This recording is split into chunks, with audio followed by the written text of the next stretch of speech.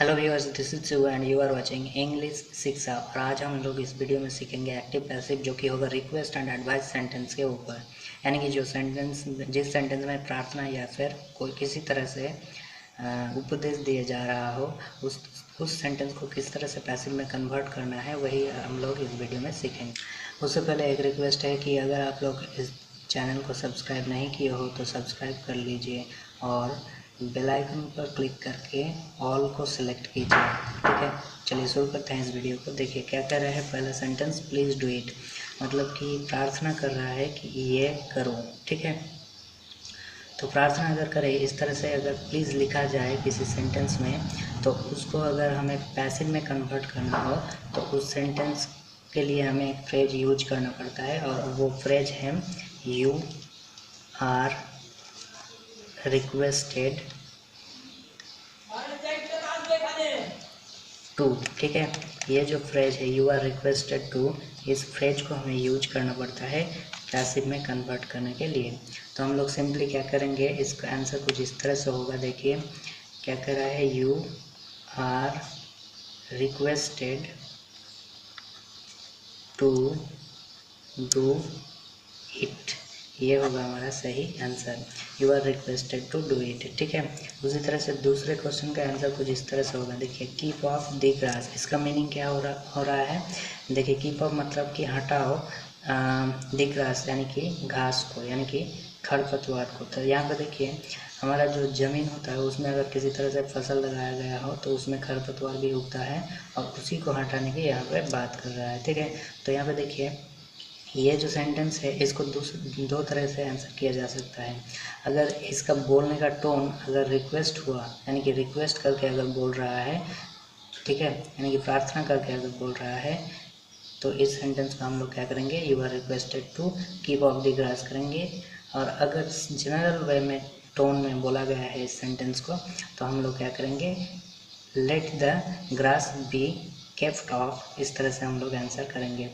देखिए क्योंकि यहाँ पे प्लीज़ नहीं दिया गया है इस सेंटेंस में, तो इसलिए हम लोग सेंटेंस को देख के ये पता नहीं लग रहा है कि इस सेंटेंस को प्रार्थना किया गया है कि इस, या फिर ऐसे ही वर्डर किया गया है, या फिर ऐसे ही बोल दिया गया है। ठीक है, तो हम लोग इसका आंसर जो है लेट से भी कर सकते हैं और यू आर रिक्वेस्टेड टू करके भी कर सकते हैं। ठीक है, तो इसका आंसर कुछ इस तरह से होगा, you are requested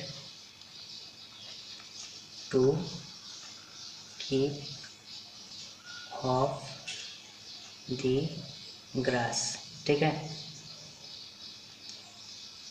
ये होगा हमारा सही आंसर। यहाँ पे देखिए 3 नंबर क्वेश्चन को क्या कह रहा है, पार्डन मी। तो पार्डन मी का मतलब क्या होता है कि मुझे माफ़ करो। तो यहाँ पे देखिए माफ़ करना ये अपने से ही एक प्रार्थना है, तो इसमें प्लीज़ नहीं भी लगा हो तब भी हमें एक ही आंसर करना पड़ेगा, और वो होगा you are requested to, you are requested to pardon me. ठीक है, इसका आंसर एक ही होगा और वो होगा you are requested to answer me. Next देखिए 4 नंबर क्या कर रहा है, यहाँ पे प्लीज़ दिया गया है, तो मतलब कि हमें पता चल रहा है कि इसमें भी हमें क्या करना पड़ेगा, you are requested to use करना पड़ेगा। तो सिंपली लिखेंगे you are requested to to consider my case. ठीक है, टू कंसिडर माई केस, ये होगा हमारा सही आंसर। ठीक है, चलिए 5 नंबर क्वेश्चन को देखते हैं क्या कह रहा है। देखिए यहाँ पे रिक्वेस्ट नहीं किया गया बल्कि इस सेंटेंस में एडवाइस दिया गया है, यानी कि उपदेश दिया गया है। क्या कह रहा है, ओबे योर पेरेंट्स, मतलब कि अपने माता पिता को मान के चलो, ये एक उपदेश है। तो इसके लिए हम लोग क्या करना पड़ेगा, हम लोग को थोड़ा अलग तरह से सेंटेंस को पैसिव में कन्वर्ट करना पड़ेगा, और इसके लिए हमें यूज करना पड़ेगा शुड बी।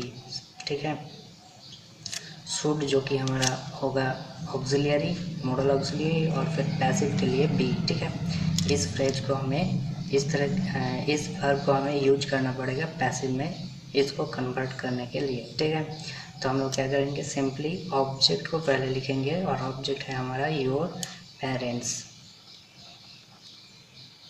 और फिर लिखेंगे शुड बी, ठीक है। और ओबे का थर्ड फॉर्म जो कि होगा ओबेड, ये होगा हमारा सही आंसर, ठीक है। देखिए क्या कह रहा है, ओबे योर पेरेंट्स, अपने पिता माता को मान के चलो, और यहाँ पे क्या कर रहा है, your parents should be obeyed, मतलब कि तुम्हारे माता पिता को तुम्हें तुम्हारे माता पिता को मान के चलना चाहिए, ठीक है। यानी कि उचित अगर समझाए, कुछ किसी काम का औचित्य अगर समझाए, यानी कि कोई काम उचित या अनुचित है, इस तरह का अगर कुछ अर्थ आए तो उस हिसाब से हम लोगों को यूज करना पड़ेगा शुड भी, ठीक है। क्योंकि शुड हर वक्त उचित काम के लिए यूज किया जाता है, ठीक है। तो यहाँ पे क्या कह रहा है, your parents should be obeyed, मतलब कि आप तुमको तुम्हारे माता पिता को मान के चलना उचित है, यानी कि चाहिए, ठीक है। तो नेक्स्ट क्वेश्चन को देखते हैं क्या कह रहा है, उसी हिसाब से हम लोग आंसर करेंगे। क्या कह रहा है, कीप योर वर्ड्स, मतलब कि अपने वर्ड्स, अपने बात के अनुजाई चलो, यानी कि आप जो कहते हो वही करो, ठीक है। तो ये भी औचित्य समझा रहा है, तो इसके हिसाब से हम लोग क्या करेंगे, शुड भी यूज करेंगे। तो क्या लिखेंगे, पहले योर वर्ड्स, जो कि हमारा ऑब्जेक्ट है, सब्जेक्ट में आएगा, ठीक है, योर वर्ड्स, उसके बाद लिखेंगे should be, your words should be, ठीक है। और फिर कीप का थर्ड फॉर्म जो कि होगा केप्ट, ठीक है। तो your words should be kept, ये होगा हमारा सही आंसर, ठीक है। नेक्स्ट क्वेश्चन को देखते हैं क्या कह रहा है, देखिए,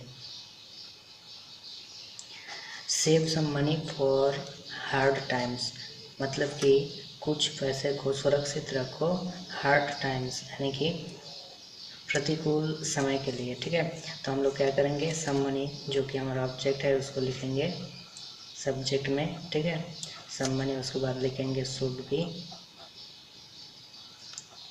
और फिर सेव का थर्ड फॉर्म जो कि होगा सेव्ड, ठीक है। Some money should be saved for hard times, ठीक है। देखिए यहाँ पे भी शुड बी क्यों आया, क्योंकि यहाँ पे देखिए save some money for hard times, मतलब कि कुछ पैसे को प्रतिकूल समय के लिए सुरक्षित रखना चाहिए, यानी कि उचित है, ठीक है, इसलिए यहाँ पे शुड आया है, ठीक है। नेक्स्ट क्वेश्चन को देखते हैं क्या कह रहा है, देखिए, मेंटेन डिसिप्लिन, यानी कि ये सेंटेंस कह रहा है कि डिसिप्लिन को बनाए रखो, यानी कि डिसिप्लिन को बनाए रखो, यानी कि डिसिप्लिन को बनाए रखना चाहिए, यानी कि उचित है, ठीक है। तो उसी हिसाब से इसका भी आंसर कुछ इस तरह से होगा, डिसिप्लिन शुड बी मेंटेन्ड, ठीक है। तो ये होगा हमारा सही answer, discipline should be maintained, ठीक है। तो इस वीडियो में इतना ही, मिलते हैं नेक्स्ट वीडियो में।